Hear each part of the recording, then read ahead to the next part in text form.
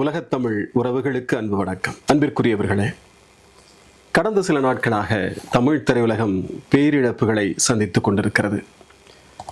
2 வாரங்களுக்கு முன்னால் இயக்குனர் இமயம் பாரதி ராஜாவை இழந்திருக்கிறது. தற்போது அவருடைய சீடரும் அற்புதமான திரைக்கதை வசனகர்த்தா, சொல்லப்போனால் இந்திய திரைக்கதை வசனத்தின் பிதாமகன் என்று சொல்லலாம், அப்படிப்பட்ட இயக்குனர் கே பாக்யராஜ் அவர்களையும் இழந்திருக்கிறது.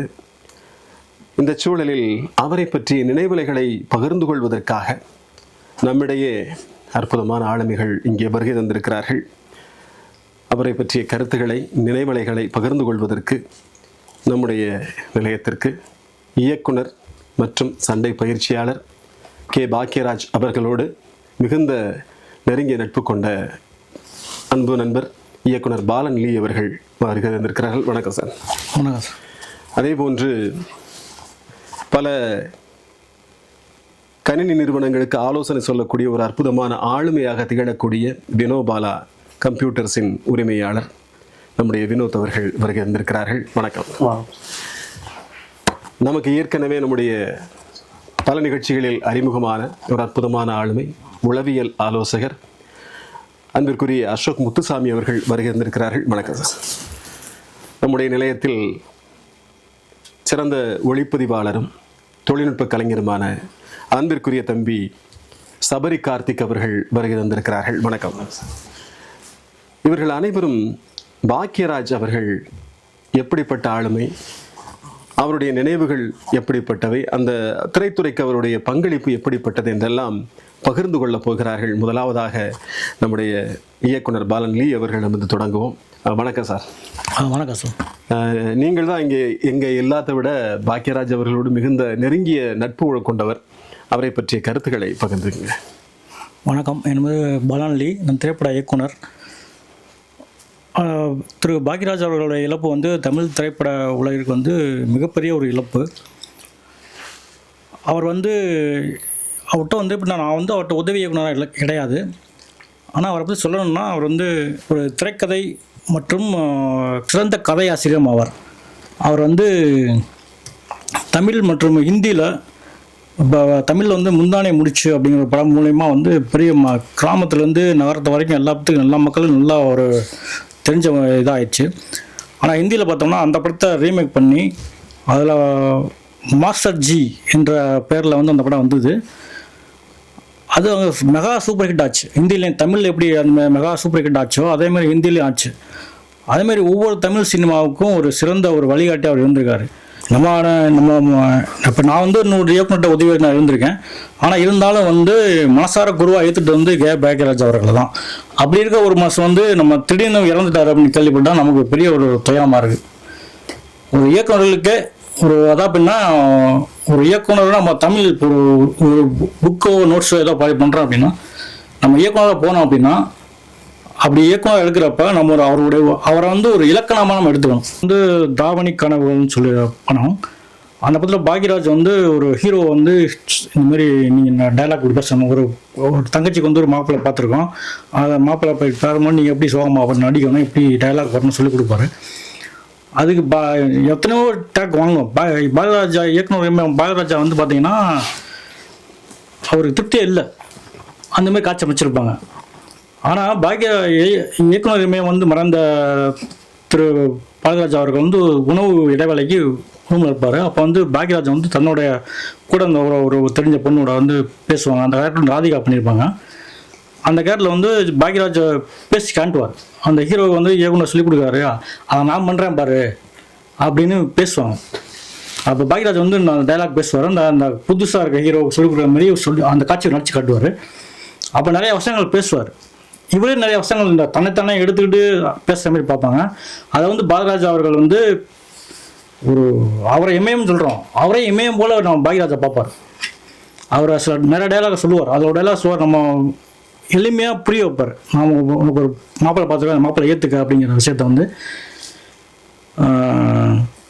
ரோஜா செடி முள்ளு செடியில் ரோஜா முளைச்சிருக்கு அப்படின்னு நம்ம யோசிக்கிறத விட, ரோஜா முள்ளுச்செடியில் வந்திருக்கு அப்படிங்கிறத சிம்பிளாக புரிய வச்சுருப்பார். அவர் ஒரு முள்ளுச்செடியில் ரோஜா வந்திருக்கு அப்படின்னு நீ பெருமைப்பட்டுக்க அப்படின்னு சொல்லி புரிய வைப்பார். அந்த புரிய வைக்கிற நடிப்பு வந்து அப்படி தான் அவர் வந்து ரியலாகவே தன்னோட கேரக்டர்களுக்கும் நம்ம தான் இயக்குற படங்களுக்கு எல்லா நடிகர்களுக்கும் சொல்லிக் கொடுப்பாரு. இந்தியா லெவலில் வந்து திரைக்கதை ஜாம்பவான் அப்படின்னா அது கே பாக்யராஜ் அவர்கள் தான். மறைந்து விட்டால் என்றாலும் அவர் மறையாமல் நமக்கு ஒரு பாடமாக, நம்முடைய குருவாக, நம்முடைய ஆசிரியராக இருக்காள் என்பது ஒரு மகிழ்ச்சி இருக்குது. ஆனால் இறந்தது மிகுந்த பெரும் வருத்தமாக இருக்குது. அதை நான் அந்த இடத்துல குழலி மீடியா டாக்ஸ் மூலமாக நான் சொல்லிக்க நான் கடன்பட்டிருக்கேன். ரொம்ப அற்புதமான ஒரு வார்த்தை சொன்னார், இயக்குனர்களின் இலக்கணம் அப்படிங்கிற ஒரு வார்த்தை. இது வரைக்கும் யாரும் சொல்லாத வார்த்தைன்னு நினைக்கிறேன். உண்மையிலேயே இயக்குனர்களின் இலக்கணமாக திகழ்ந்தவர் தான் கே பாக்யராஜ் அவர்கள். அவரோட உங்களுக்கு அந்த படப்பிடிப்பு தலங்களில் அவரை நீங்கள் சந்திச்சிருப்பீங்க இல்லையா? அப்போ அங்கெல்லாம் எப்படி நடந்துக்குவார், மற்றவங்கள்ட்ட நடந்துக்கிற விதம் எப்படி இருக்கும்? நான் அவரை சொல்லும்போது பெரும்பாலும் சொல்கிறாங்க அதிர்ந்து பேச மாட்டாங்க அப்படின்லாம் நிறைய இயக்குனர்கள் சொல்கிறாங்க, உதவி இயக்குனர்கள் சொல்கிறாங்க. படப்பிடிப்பு தளங்கள் இருக்கு இல்லையா, அந்த ஷூட்டிங் ஸ்பாட்டில் அங்கே எப்படி நடந்துக்குவார்? அங்கே வந்து மிகவும் பொறுமையாக தான் இருப்பார், ரொம்பவும் அன்பாகவும் இருப்பார். ஒருத்தவங்களுக்கு வரலைன்னா பல முறை அதை சொல்லிக் கொடுப்பாரு. அதை வர்ற வரைக்கும் அந்த இதை விட மாட்டார். ஆனால் மேக்ஸிமம் 100% வர வச்சிருவார். அதுக்காக அந்த நபரை ஒதுக்கவும் மாட்டார். அண்மையில் அவர் சொன்ன விஷயம் கூட இப்போ நான் ஒரு கேட்டதில் சொல்கிறேன். அவருடைய இரங்கல் செய்தியில் கவிப்பேரரசு வைரமுத்து அவர்கள் குறிப்பிடும்போது சொன்னாங்க, நம்மளோட பாடல் எழுத வர சொல்லியிருந்தாரு, வந்துட்டார்னா நம்ம சில வரிகள் எழுதி கொடுப்போம், ஆனால் அவரை சாதாரணமாக ஏற்றுக்க மாட்டார். அவர் சில வரிகளை ஒரு பல்லவியை மனசுக்குள்ளே உருவாக்கி வச்சிருப்பாரு. அந்த பல்லவியை நம்ம எழுதினா மட்டும்தான் அவர் ஒத்துக்குவார், அது வரைக்கும் ஒத்துக்க மாட்டார் அப்படிங்கிற மாதிரிலாம் சொன்னாங்க. அப்படிப்பட்ட தன்னுடைய துறையில் வந்து மிகச்சிறப்பாக சரியாக இருக்குன்னு நினைக்கக்கூடிய ஒரு ஆளுமையாக பாக்யராஜ் அவர்கள் இருந்திருக்காரு. உங்களுடைய இதுலேயே நான் அதை அதில் வந்து இன்னொரு விஷயம் நான் தெரிஞ்சுக்கிட்டது என்னென்னா, நம்ம எவ்வளோ சினிமா பெரிய ஆளுமையில் ஒரு நடிகர் இருந்தாலும் அந்த ஹீரோயிசம், ஒரு கதாநாயகர் பிம்பம் அப்படிங்கிற உடைச்ச ஒரு பாக்யராஜ் தான். ரொம்ப அருமையாக சொன்னீங்க. அது வந்து அதுக்கு அந்த பெருமைக்குரியவர் அவர் தான். யார் அந்த எப்பவுமே திரைக்கதையும் அந்த கதாபாத்திரம் தான் ஹீரோவாக இருக்கணும். அது எப்படிப்பட்ட ஆளாக இருந்தாலும் அது வந்து அதை சரியாக பயன்படுத்தணும். நம்ம யாரை வேணால் பண்ண சொல்ல முடியாது. அதுக்காக நம்ம கற்றுக்கிட்டு கரெக்டாக அதை பண்ணோம்னா நம்ம அந்த நிறைவடைஞ்சிடலாம். ரொம்ப அருமையாக சொன்னீங்க, அவருடைய நினைவுகளை பகிர்ந்துக்கிட்டீங்க. அடுத்ததாக நம்முடைய நண்பர் வினோத் அவர்கள், நீங்கள் நிறைய படங்கள் பார்த்துருக்கீங்க. பாக்யராஜ் அவருடைய இயக்கத்திலையும் சரி, அவருடைய நடிப்புலையும் நிறைய படங்கள் பார்த்துருக்கீங்க. உங்கள் மனசை கவர்ந்த படம் எது? எதனால் அந்த படம் பிடிக்கும் உங்களுக்கு? வணக்கம் சார். வணக்கம். இதை வந்து நான் ஃபஸ்ட்டு குழலி மீடியா டாக்கில் பகிர்ந்துக்கிறத நினச்சி ரொம்ப சந்தோஷப்படுறேன். இப்போ வந்து இயக்குனரும் நடிகருமான அதில் விரல் வெட்ட எண்ணக்கூடிய இதில் பார்த்தீங்கன்னா ஒரு சில பேர் தான் இருக்காங்க. அதாவது இயக்குனராக இருக்கவங்க எல்லா பேருமே நடித்து அதை வந்து அந்த முகமாக இருக்கட்டும், மக்கள் ஏற்றுக்கிட்டதாக இருக்கட்டும், அது எல்லாமே வந்து எல்லா பேருக்குமே கிடச்சிடாது, இருக்காது. அதில் வந்து என்னை பொறுத்தளவுக்கு நம்பர் 1 இருக்கிறது யார் அப்படின்னு பார்த்தீங்கன்னா அது பாக்யராஜ் சார் மட்டும்தான். இது என்னோட தனிப்பட்ட கருத்து. இன்னொரு விஷயம் என்னென்னா, இப்போ ஒரு விஷயத்துக்கு பதம் பதிக்கிறதுன்னு சொல்லுவாங்க. ஒரு கண்ணாடி போட்ட ஒரு ஆக்டர், அதாவது அது அப்போ வந்து க்ளீன் ஷேவு இந்த மாதிரிலாம் இருக்கணும். அந்த அதாவது ஒரு சில நெகட்டிவ்வு அப்போ வந்து ஹீரோவாக எடுத்துக்க மாட்டாங்க. இதில் இவர் கண்ணாடி போட்டு தான் நடிப்பார். இப்படி அப்படின்னாலே அது வந்து பாக்யராஜ் சார் தான் அப்படின்னு சொல்லக்கூடிய அளவுக்கு இன்றைக்கி காலகட்டத்தில் ஒரு சும்மா சாதாரணமாக ஒரு விளையாட்டில் கூட ஒரு பேர் சொல்லி விளையாண்டா கூட இப்படின்னாவே பாக்யராஜ் சாரை சொல்லக்கூடிய அளவுக்கு ஒரு நெகட்டிவை பாசிட்டிவாக திரையுலகத்துக்கு அறிமுகப்படுத்தினார்.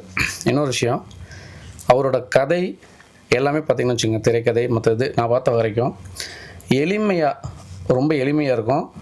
ஒரு கிராமத்தில் மேக்சிமம் ஒரு கிராமத்தில் ஒரு கஷ்டப்படுற குடும்பமாக இருக்கட்டும், அதில் வந்து அவர் சொல்லக்கூடிய விதம் சின்ன குழந்தைங்கள்லேருந்து எல்லாருக்குமே அப்படியே அர்ப்பணிப்பாக இருக்கும். அந்த படத்தை பார்த்துட்டு நம்ம வெளியில் வந்தோம்னு வச்சுங்களேன், இந்த மாதிரி தான் நம்ம ஃபேமிலியில் இருக்க அப்படியே இம்பேக்ட் அப்படியே கரெக்டாக இருக்கும். இந்த ஃபேமிலியில் இந்த இடத்துல இப்படி நடந்துச்சு அப்படிங்கிறத வந்து அவர் தெளிவாக திரைக்கதையில் சொல்லியிருப்பார்.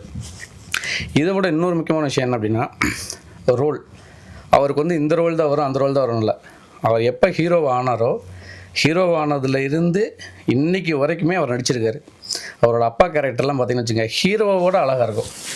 பாக்யராஜ் வந்து ஒரு படத்தில் நடிக்கிறாரு அப்படின்னு நம்ம சொன்னோன்னா, இன்றைக்கும் பாக்யராஜ் சாரோட ரோல் எப்போ வரும் அப்படின்னு ஆவலாக நம்ம பார்க்கக்கூடிய இடத்துல தான் இன்றைக்கி அவர் இருக்கார். இதை விட வந்து பார்த்திங்கன்னா அவரோட கதைகள் மேக்ஸிமம் பார்த்திங்கன்னு வச்சுங்களேன், சீரியஸ் இருக்கும், சிரிப்பு இருக்கும். அந்த சிரிப்பை யோசிச்சு பார்த்தோம்னா அவரோட படங்களில் நான் பார்த்ததில் வந்து நிறையா வந்து ஆக்ஷன்ஸை காட்டிலும் வசனங்களும் சரி, அவரோட சிரிப்பாக இருக்கும் ஒரு சில விஷயங்கள்.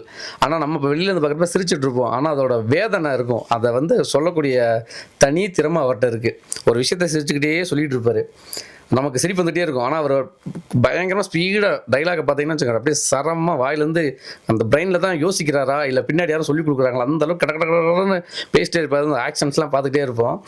அந்த ஸ்பெக்ஸ் அப்படியே போட்டு அவர் இது பண்ணிகிட்டே இருப்பார். ஆனால் பார்த்தீங்கன்னா கடைசியாக வந்து சொல்லி முடிக்கிறப்ப நம்ம அதுக்கப்புறம் யோசிச்சு பார்த்தோம்னா நமக்கு முன்னாடி சிரிச்சுட்டு இருந்திருப்போம் அதுக்கு முன்னாடி. ஆனால் அதை கரெக்டாக உட்காந்து யோசிச்சோன்னா நம்மளோட ஃபேமிலியில் இந்த விஷயம்லாம் இப்படி நடந்திருக்கும், அதுக்கு ஈக்குவலாக அவரோட விஷயம் இருக்கும். அவர் வந்து எந்த இடத்துல ஃபீல் வைக்கணும், எந்த இடத்துல சிரிப்பு வைக்கணும் அப்படின்றத ஒரே முகத்தில் அத்தனை விஷயத்தையும் கொண்டு வந்திருப்பார். அதுதான் அவர்கிட்ட ரொம்ப ஸ்பெஷல்னு நான் சொல்ல ஆசைப்பட்றேன். அவரோட மறைவை காலையில் கேட்டேன், ஒரு செகண்ட் வந்து எதுவுமே பேச முடியல, அமைதியாக தான் இருந்தது. விஜயகாந்த் சார் இறந்தப்பையும் அதே மாதிரி தான் இருந்தது. இன்றைக்கி பாக்கியராஜ் சார் இறந்தப்பையும் ஒரு பெரிய பொக்கிஷம் கண்டிப்பாக தமிழ்நாடு திரையுலகம் இழந்துருச்சு. அப்படி தான் அதை நான் உணர்ந்தேன் காலையிலேயே. அடுத்து பார்த்திங்கன்னா இவர் வந்து ஏகப்பட்ட படங்கள் நடிச்சிருக்காரு. இதில் வந்து நிறையா படங்கள் இருக்குது, இருந்தாலும் ஜாலியாகவும் கொண்டு போயிருக்காரு நிறையா படங்களில்.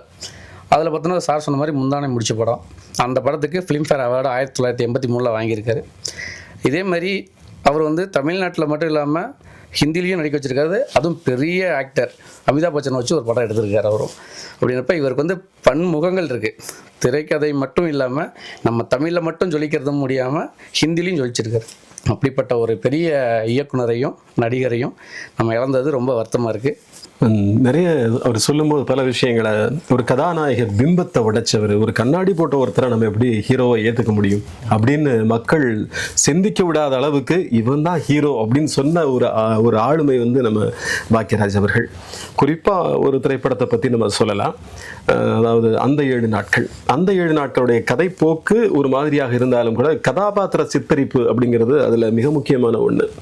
ஏன் அப்படின்னு கேட்டிங்கன்னா, பாலக்காட்டு மாதவன் ஒரு இசைத்துறையில் ஜெயிக்கணும்னு நினைக்கக்கூடிய ஒரு நாயகன். அந்த நாயகன் கடைசி வரைக்கும் போராடிக்கிட்டே இருப்பானே தவிர ஜெயிச்சிட மாட்டான். நம்முடைய நாயக பிம்பம் என்னவா இருக்கும், அதற்கு முன்னாடி வரைக்கும் எப்படி இருந்ததுன்னு கேட்டிங்கன்னா, நாயகன் வந்து எப்படியும் ஜெயிச்சிருவார், அவர் நினைச்சதெல்லாம் சாதிச்சிருவார்.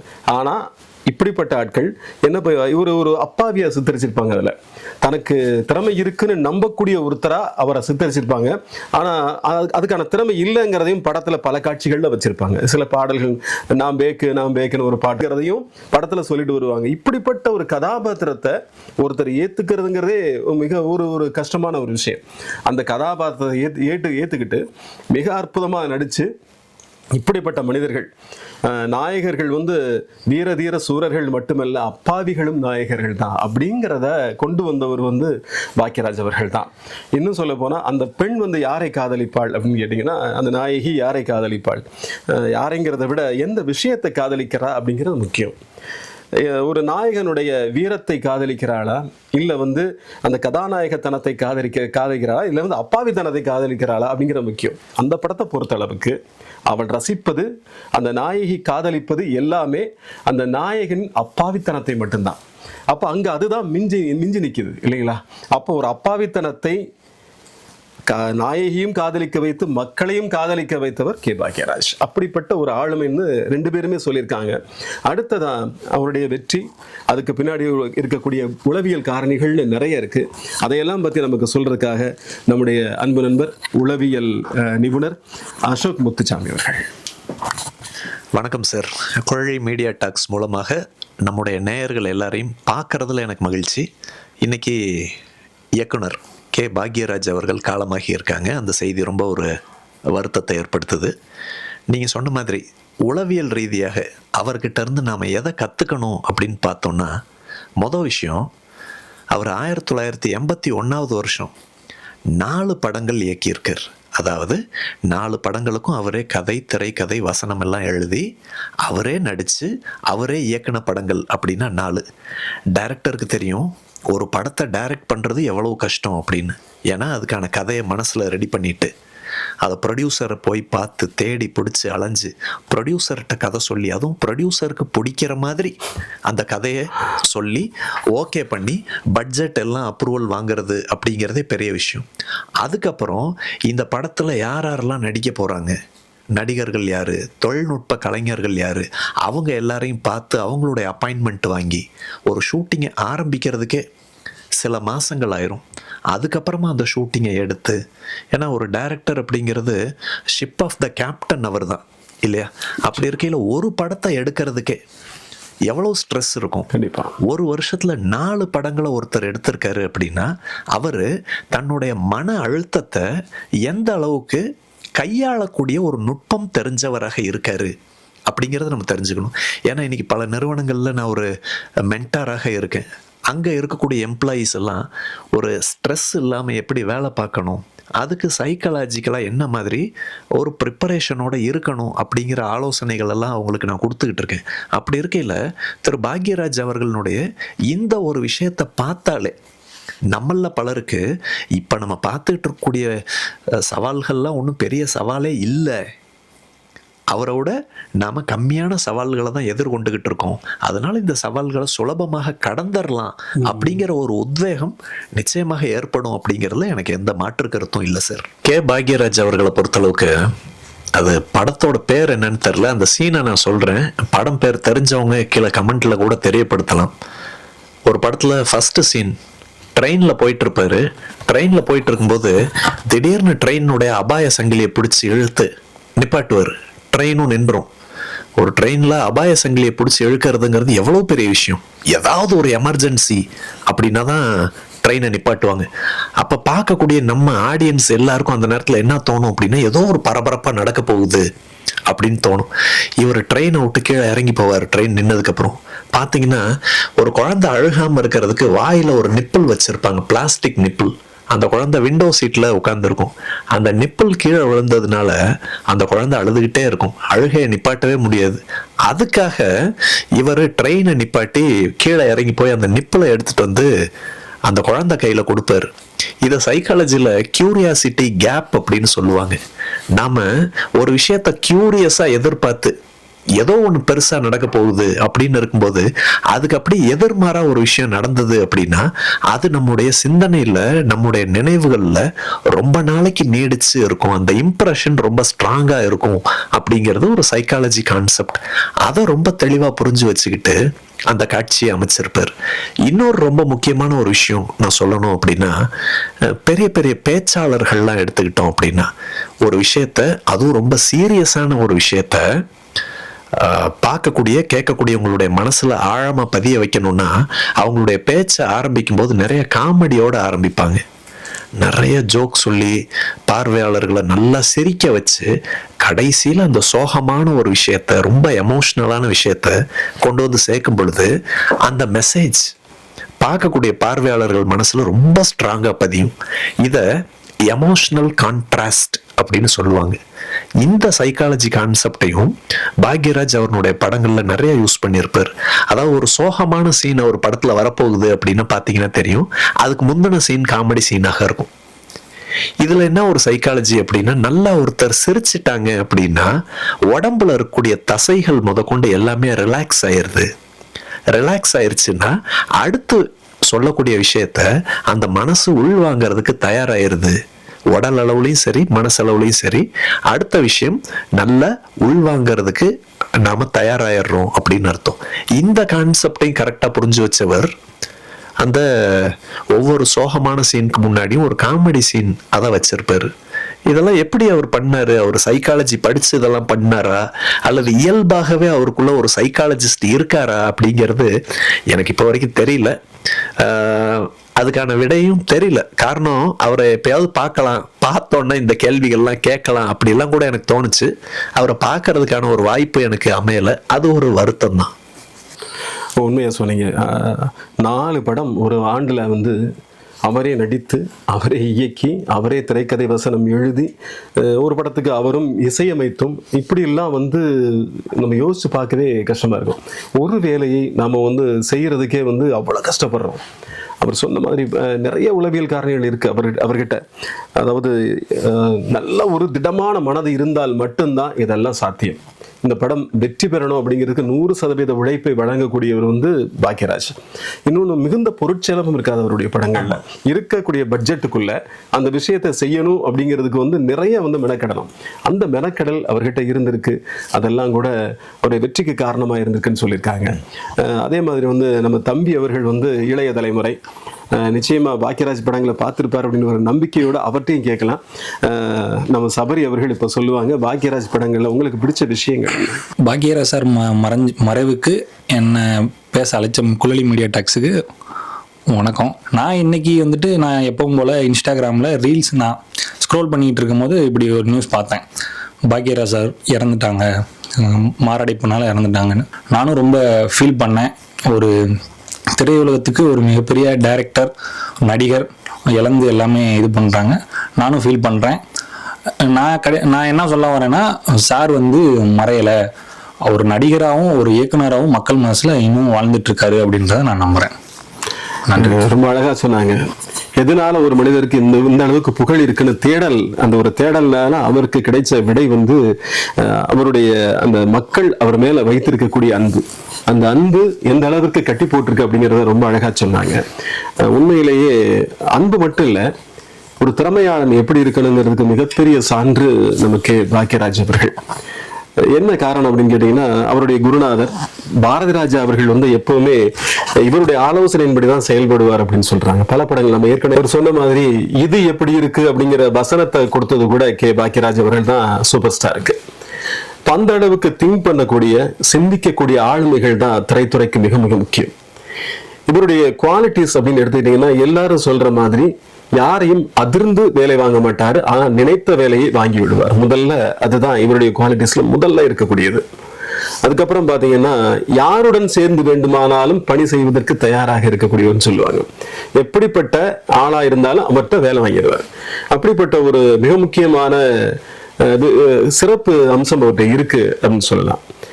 அதே மாதிரி ஒரு மரபை உடைத்தல் அப்படிங்கிறது எந்த ஒரு புதிய விஷயத்துக்கும், எந்த ஒரு புகழ் பெறுவதற்கும் மிகவும் முக்கியமான விஷயம் சொல்லுவாங்க. மரபை உடைக்கிறது. ஏற்கனவே இருந்த விஷயங்களை உடைச்சாதான் அந்த புதுமையை மற்றவங்க ரசிக்க ஆரம்பிப்பாங்க. அப்படிப்பட்ட புதுமை இயக்குனரா, மரபுகளை உடைக்கக்கூடிய இயக்குனரா இருந்தவர் பாக்யராஜ். நான் சொன்ன மாதிரி ஏற்கனவே அவங்க சொன்னாங்க, கண்ணாடி போட்டு வருவாங்க. அதே மாதிரி சண்டை போடும்போது வாட்சை போய் கலட்டி வைக்க, பத்திரமா வாட்சை கலட்டி வைக்கிறது, இதெல்லாம் வந்து வேற எந்த ஒரு நாயகனும் செஞ்சதில்லை.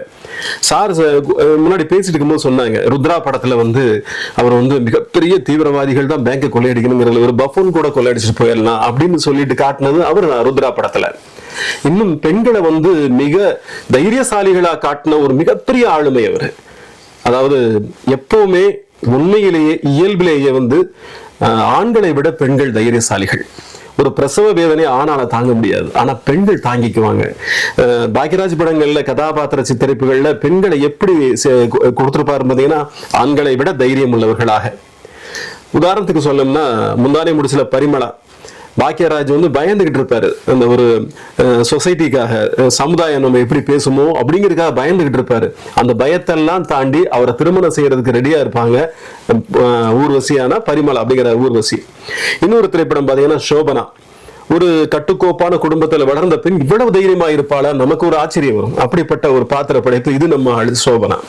இப்படி ஒவ்வொரு திரைப்படங்கள்லயுமே ஆணை விட பெண்ணை ஒருபடி வலிமை அதிகமானவளா, தைரியமானவளா காட்டக்கூடிய ஒரு இயக்குனர் பாக்யராஜ். நிச்சயமா அவர் பார்த்த பல கதாபாத்திரங்களை உள்ள வச்சிருப்பாரு. ஒரு சின்ன பையன், ஒரு ஹாஜா சிரிப்பு இந்த படத்துல நம்ம ஏற்கனவே சொன்னோம் இல்லைங்களா, அந்த படத்துல வந்து அந்த 7 நிமிடங்கள்ல ஹாஜா சிரிப்புன்னு ஒரு சாதாரண பையன், அந்த பையனை நம்மளால மறக்க முடியாது அந்த படத்தை பார்த்துட்டு வந்துட்டோம்னா. அப்படி தன்னுடைய கதாபாத்திர சித்தரிப்புகள், கதை போக்கு, அதை கொண்டு செல்லக்கூடிய நேர்த்தி, அதற்கு எழுதக்கூடிய வசனங்கள் எல்லாமே மிக சிறப்பாக அமையும். இதனாலதான் ஒரு திரையாளுமை அப்படிங்கிறத வந்து பல திரை ஆளுமையோட மனசையும் கவரணும். அந்த வகையில் ஒரு நேரத்தில் 2 இமயங்களாக திகழ்ந்த எம்ஜிஆர் அவர்கள் மனசுல இடம் பிடிச்சாரு. அதே மாதிரி வந்து சிவாஜி கணேசன் அவர்கள் மனசுல இடம் பிடிச்சாரு பாக்யராஜ். எம்ஜிஆர் அவர்கள் தன்னுடைய கலை உலக வாரிசா கூட பாக்யராஜ் அவர்களை அறிவிச்சாருன்னு சொல்லுவாங்க. அதே மாதிரி சிவாஜி கணேசனை நடிக்க வைக்கணுங்கிறது ஒவ்வொரு இயக்குனருடைய கனவாகவே இருக்கும். அப்படி கே பாக்யராஜ் அவர்கள் சிவாஜி கணேசனை நடிக்க வச்ச திரைப்படம் தான் தாவணி கனவுகள். ஒரு அருமையான கேரக்டர் அவர் கொடுத்துருப்பாங்க. ஒரு ரிட்டையர்டு மிலிட்ரி மேனாக அவர் இருப்பார் சிவாஜி கணேசன் படத்தில். இப்போ அவருக்கு ஆறுதல் சொல்லக்கூடிய, அவரை நேசிக்கக்கூடிய ஒரு இதயமாக அந்த படத்தில் அவர் காட்டியிருப்பாங்க. இன்னொரு விஷயம் பார்த்தீங்கன்னா, அதே திரைப்படத்தில் ஒரு மிக முக்கியமான காட்சி, தன்னுடைய தங்கைகளுக்காகவே வாழக்கூடிய ஒரு அண்ணன். இங்கே பல அண்ணன்கள் அப்படி வாழ்ந்துட்டு இருக்காங்க. அப்படி தன்னுடைய தங்கைகளுக்காகவே வாழக்கூடிய ஒரு அண்ணனாக இருக்காங்க. எத்தனையோ அண்ணன்கள் தங்கைகள் திருமணம் செய்து கொள்ளணும் அப்படிங்கிறதுக்காக பிறந்த நாட்டை விட்டு இன்னொரு நாட்டில் போய் சம்பாரிச்சிட்டு இருக்காங்க. இவங்கெல்லாம் பார்க்கும்போது அந்த படம் அவங்கள அப்படியே அவங்க மனசுக்குள்ள போயிடும். காரணம், அந்த கேரக்டர் அப்படியே அவங்கள பிரதிபலிக்கும். தொடர்ந்து பல தங்கைகள் இருப்பாங்க. இவங்கெல்லாம் அழைச்சிட்டு திரையரங்குக்கு போவார் பாக்யராஜ். அப்போ அந்த தேட்டரில் ஒரு படம் ஓடிட்டு இருக்கோம். படத்தில் பெண்கள் பார்க்கக்கூடாத காட்சி வரும் திரையில். அந்த காட்சியை தன்னுடைய தங்கைகள் பார்த்து விடக்கூடாது அப்படிங்கிறதுக்காக பாக்கெட்டில் இருக்க காசு எடுத்து கீழே போட்டு தங்கச்சிகளை தேட சொல்லுவாங்க. அவங்க தேடிட்டு இருக்கும்போது அந்த காட்சி முடிஞ்சிடும். அதுக்கப்புறம் எந்திரிச்சு படத்தை பாருங்க அப்படிம்பாரு. ஸோ இதெல்லாம் நிச்சயமா பெண்களை பாதுகாக்க, ஒரு அண்ணனுடைய மனசுல தங்கைகளுக்கு எப்படிப்பட்ட இடம் இருக்கணும், அவங்க எப்படி பாதுகாக்கணும், இதையெல்லாம் சொல்லக்கூடிய சாதாரண மனிதனுடைய அந்த உள்ள கிடக்கைன்னு சொல்லுவாங்க. தமிழ்ல ஒரு அழகான வார்த்தை இருக்கு, உள்ள கிடக்கை. அந்த நேரத்துல எப்படி பதறுவான் ஒரு அண்ணன் அப்படிங்கிற அந்த பதற்றத்தை ரொம்ப அழகா அந்த காட்சியில காட்டியிருப்பாங்க. இப்படிப்பட்ட காட்சிகளை கொடுக்க இன்னைக்கு பாக்யராஜா சார் இல்லைங்கிறது ஒரு மிகப்பெரிய வருத்தம். தமிழ் திரையுலகம் மட்டுமல்லாமல் சார் சொன்னாங்க, ஆகிரி ரஸ்தான் ஒரு படம் எடுக்கும் போது இப்படிப்பட்ட திரை ஆளுமையை, திரைக்கதை வசனகர்த்தாவை, திரைக்கதை அமைப்பாளரை நாம் பார்த்ததில்லைன்னு பாலிவுட் அமிதாப் பச்சன், பாலிவுட் டான் கூட சொல்லுவாங்க. அப்படிப்பட்ட அமிதாப் பச்சனே சொல்லியிருக்காரு அப்படின்னா நாமெல்லாம் ஏமாத்திரம். உலகமே வியந்து நோக்கிய ஒரு அற்புதமான திரைக்கதை ஆளுமையை, ஒரு நல்ல இயக்குனரை, ஒரு நல்ல மனிதாபிமானியை நம்ம இழந்திருக்கோம் அப்படிங்கிறத உண்மை. தன்னுடைய குருநாதர் இறந்து ஒரு 2 வாரங்களுக்குள் அவருடைய மறைவு என்பது பேரதிர்ச்சி தான். திரையுலகமே கதறி அழுகிறது. எல்லோரிடத்திலும் அவர் சொன்ன மாதிரி என்னுடைய இயக்குனர் வேறு, ஆனால் அவர் தான் என்னோட மானசீக குருன்னு சொன்னாரு நம்ம இயக்குனர் பாலன் லீ அவர்கள். அவருக்கு மட்டும் இல்ல, புதுசா வரக்கூடிய எல்லா இயக்குனர்களுக்குமே ஒரு பாடசாலையா இருக்கிறவர் தான் கே பாக்யராஜ். ஒரு பல்கலைக்கழகமா அவர்கிட்ட கத்துக்கிறாத விஷயங்களை நீங்க எந்த இன்ஸ்டிடியூட்லயும் கத்துக்க முடியாது. சினிமா சம்பந்தமா வேற எந்த ஒரு புத்தகத்திலையும் படிச்சு தெரிஞ்சுக்க முடியாது. அவருடைய படங்களை பார்த்தாலே ஒவ்வொன்றும் ஒரு பாடம். அப்படிப்பட்ட ஒரு இயக்குனரை தமிழ் திரையுலகம், இந்திய திரையுலகம் இழந்திருக்கு. அவருக்கு நம்முடைய குழலி மீடியா டாக்ஸ் சார்பா அஞ்சலியை தெரிவிச்சுக்கிறோம். இன்னொரு பிறப்பு இப்படி அமைய போவதில்லை. அவருடைய மறுமைக்கு இன்னும் அவருடைய ஆன்மா சாந்தி அடைய அனைவர் சார்பாகவும், மக்கள் அனைவர் சார்பாகவும் நாங்கள் பிரார்த்திக்கிறோம்.